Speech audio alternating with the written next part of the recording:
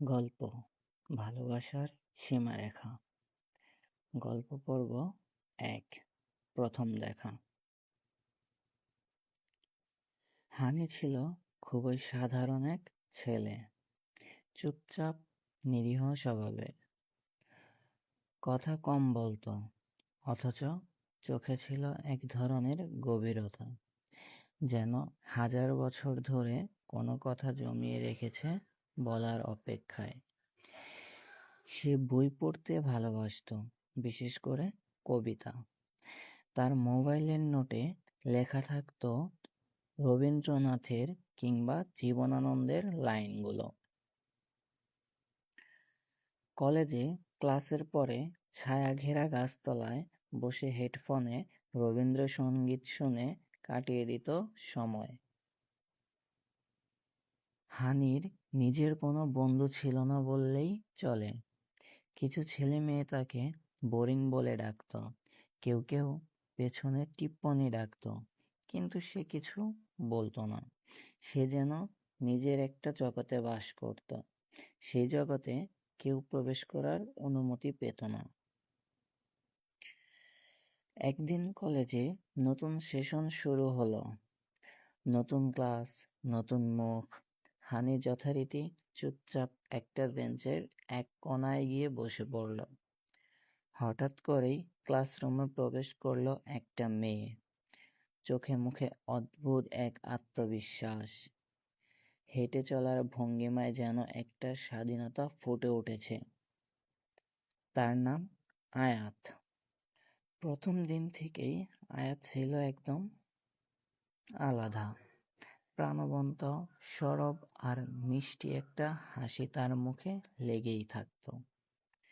সে যেদিকে যেত যেন একরাশ আলো ছড়িয়ে পড়ত চারপাশে। বন্ধুত্ব করার ক্ষমতাও ছিল তার সহজাত। কয়েকদিনের মধ্যেই পুরো ক্লাসের প্রিয় হয়ে ওঠে সে। কিন্তু আশ্চর্যের বিষয় হলো, আয়াতের চোখ বরাবরই চলে যেত হানির দিকে। প্রথম দিন থেকেই হানি যেন একটা প্রশ্ন হয়ে দাঁড়িয়েছিল তার কাছে। কেন ছেলেটা এত চুপচাপ? কেন কারো সঙ্গে মিশে না? কেন চোখে এত গভীরতা? একদিন সে সরাসরি হানির পাশে গিয়ে বসে পড়ে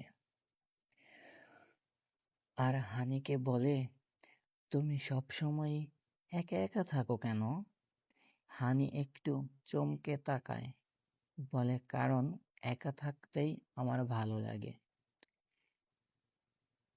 আয়াত আবার বলে, তবে আমি যদি আজ থেকে পাশে বসি, অসুবিধা হবে কি তোমার?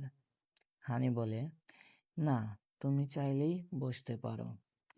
সেদিন থেকে প্রতিদিন আয়াত হানির পাশে বসে, কথা বলে, হাসায়, মজা করে। হানি প্রথম দিকে কিছুটা অস্বস্তি বোধ করলেও ধীরে ধীরে তার উপস্থিতিতে এক ধরনের সান্ত্বনা পায়। আয়াত যেন তার একাকিত্বের একটু রং এনে দিল। একদিন আয়াত খুব হেসে বলে উঠল, তোমাকে আমার ভালো লাগে হানি। হানি হতবাক হয়ে তাকিয়ে থাকে তার দিকে। কিছুক্ষণ চুপ থেকে বলে, আমি এসব বিষয় নেই আয়াত, আমার দুনিয়ায় প্রেমের জায়গা নেই। আয়াত মৃদু হেসে বলল, তোমার দুনিয়ায় আমি আসতে চাই, যদি তুমি মানা না করো। তারপর থেকে দিনগুলো পাল্টে যেতে থাকে। হানির মুখে এক নতুন রং আসে, তার মেসেজে আয়াতের জন্য অপেক্ষা থাকে। দুইজনেরই মাঝে অদৃশ্য এক সেতুবন্ধন তৈরি হয়, যা ভাষায় ব্যাখ্যা করা যায় না। সেই বন্ধন ভালোবাসায় রূপ নেয় ধীরে ধীরে, নীরবে। একদিন হানি নিজেই বলে ফেলে, আয়াত, তুমি ছাড়া আমার কিছুই ভালো লাগে না, আমি তোমাকে ভালোবাসি আয়াত। আয়াতের মুখে ছিল তখন একটা প্রশান্তির হাসি, তার চোখে জল টলমল করছিল। সে শুধু বলেছিল, আমিও ভালোবাসি হানি। তাদের প্রেম যেন এক অনুচ্চারিত কবিতা হয়ে উঠল। রিকশায় ঘোরা, কলেজের গেটের সামনে অপেক্ষা, ক্লাস শেষে হাতে হাত ধরে হাঁটা, পার্কের বেঞ্চে বসে ভবিষ্যতের কথা বলা, সব যেন একটা রঙিন স্বপ্নের মতো। কেউ কারো চোখে চোখ রেখে বলে উঠতো না, চলো পালিয়ে যাই। তারা বিশ্বাস করত তাদের এই ভালোবাসা টিকে থাকবে সমাজ সমাজ আর দূরত্বের ঊর্ধ্বে। কিন্তু ভালোবাসা কি সব সময় নিজের গতিতে বাঁচতে পারে?